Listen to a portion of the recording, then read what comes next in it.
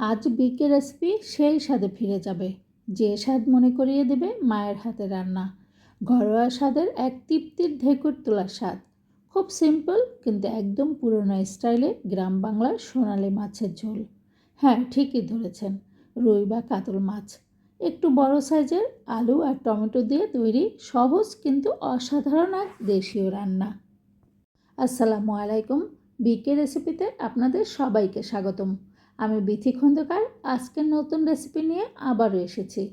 চলুন আজকে সহজ আর মজাদার রেসিপিটা শুরু করি।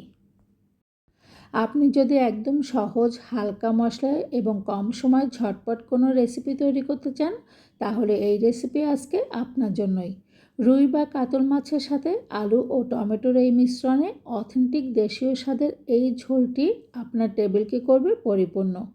এই গরমে ভাতের সাথে এই মাছের ঝোল একদম পারফেক্ট এবং খাবারকে করে তোলে আরামদায়ক ও তৃপ্তিদায়ক। চলুন তাহলে রেসিপিটি দেখে নেই। এখানে বড় সাইজের আমি কাতল মাছ নিয়েছি। 1 চা চামচ হলুদের গুঁড়া, 2 চা চামচ মরিচের গুঁড়া ও স্বাদ মতো লবণ এবং সামান্য তেল ছিটিয়ে 10 মিনিটের মতো ম্যারিনেট করে রেখে দিলাম। একটা প্যানে তেল গরম করে সবগুলো মাছ ভেজে নিচ্ছি। একটু হালকা কড়া করে ভেজে নিচ্ছি।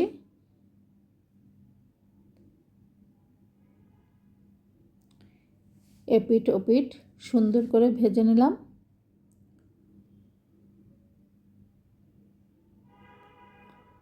অন্য আরেকটা কড়াইয়ে হাফ কাপ পেঁয়াজ বা এখানে আমি 4 টেবিল চামচ পরিমাণে পেঁয়াজ কুচি ভেজে নিচ্ছি।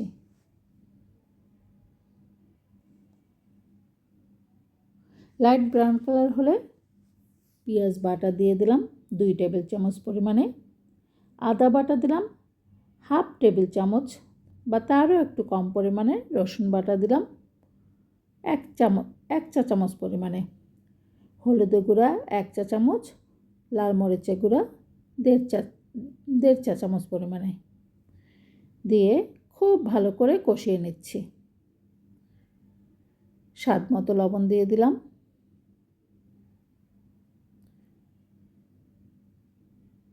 খুব ভালোভাবে কষিয়ে নিচ্ছি সামান্য পানি দিয়ে। এখন আলুগুলো আমি এইভাবে স্লাইস করে কেটে নিয়েছি। আপনারা চাইলে আপনাদের পছন্দ অনুযায়ী আলুগুলো কেটে নিতে পারেন। অনেক সময় লম্বা লম্বা করেও কেটে নেওয়া যায়। আমি এভাবে গোল গোল করে ছোট ছোট করে কেটে নিয়েছি। এখন আলু অনেক সময় কষিয়ে নিচ্ছি। দেখুন, খুব সুন্দরভাবে মিডিয়াম লো হিটে আলুগুলো কষিয়ে নিলাম। পানি দিয়ে দিচ্ছি একটু বেশি পরিমাণে, যেহেতু ঝোল করব। ঝোলের জন্য যতটুকু পানি প্রয়োজন আমি ততটুকু পানি দিয়ে দিলাম। এবার একটা ঢাকনা দিয়ে ঢেকে আলু সিদ্ধ হতে দিলাম।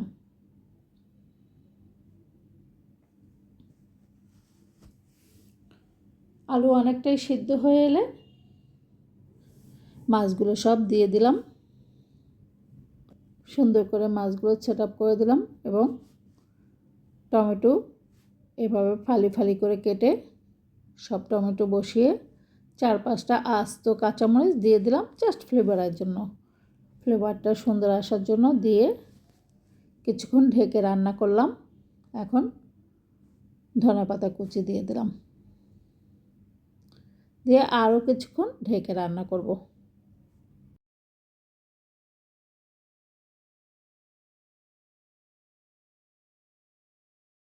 এভাবেই তৈরি হয়ে গেল রুই বা কাতলের অথেন্টিক আলু টমেটোর ঝোল। বিকে রেসিপির সাথে থাকলে প্রতিদিনের সাধারণ রান্নাও হয়ে উঠবে অসাধারণ স্বাদের। আজকের রেসিপিটা যদি আপনার ভালো লাগে তাহলে অবশ্যই আপনার পরিবারের সাথে শেয়ার করবেন। আপনাদের ভালোবাসায় বিকে রেসিপির সবচেয়ে বড় শক্তি। এভাবেই পাশে থাকবেন, ইনশাল্লাহ সামনে আরও ভালো কিছু নিয়ে আসব। ভালো লাগলে একটি লাইক দিন আর কমেন্ট করে জানাবেন আপনার মূল্যবান মতামত। এমন আরও সহজ ও মজার রেসিপির জন্য সাবস্ক্রাইব করে বিকে রেসিপির সাথেই থাকুন। আপনাদের ভালোবাসার জন্য অনেক ধন্যবাদ। স্বাদের গল্প চলবে বিকে রেসিপির সাথেই। আল্লাহ হাফেজ।